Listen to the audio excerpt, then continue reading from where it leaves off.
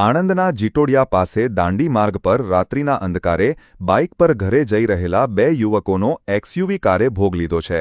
જીટોડિયા ગામની હરિકૃષ્ણ ટાઉનશીપ નજીક ગઈકાલે મધ્યરાત્રિના સુમારે પૂરપાટ ઝડપે જતી એક્સયુવી કારે બાઇકને ટક્કર મારીને રાહદારીને અડફેટે લેતા બાઇક સવાર બંને યુવકોના સ્થળ પર જ કમકમાટી ભર્યા મોત થયા હતા.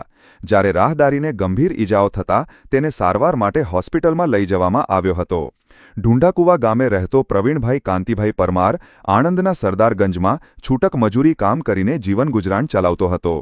ગઈકાલે રાત્રિના સુમારે સુરકુવા ગામના ધર્મેશભાઈ ગિરીશભાઈ પટેલને પોતાના બાઇક ઉપર બેસાડીને આણંદથી પરત ઢુંઢાકુવા તરફ જવા માટે નીકળ્યા. તે દરમિયાન 12:15 વાગ્યાના સુમારે જીટોડિયા પાસેથી પસાર થતા હતા ત્યારે પાછળથી પૂરપાટ ઝડપે આવી ચડેલી એક્સયુવી કારે ટક્કર મારતા બંને ઉછળીને રોડ ઉપર પટકાયા હતા. બાઇક રોડની સાઇડમાં આવેલી ગટરમાં પડ્યું હતું અને ટોટલ લોસ થઈ જવા પામ્યું હતું. બાઇકને ટક્કર માર્યા બાદ કારે રાહદારી મેહુલ મનુભાઈ પરમાર રહે કરમસદ ને પણ અડફેટે લેતા તેને પણ ગંભીર ઇજાઓ પહોંચી હતી. ત્યારબાદ કાર 100 મીટર દૂર એક દિવાલ સાથે અથડાઈને નીચે ઉતરી જવા પામી હતી. કારમાં સવાર ચાલક સહિત અન્યો ઉતરીને ત્યાંથી ફરાર થઈ જવા પામ્યા હતા. ગ્રામ્ય પોલીસે ગુનો દાખલ કરીને તપાસ હાથ ધરી છે.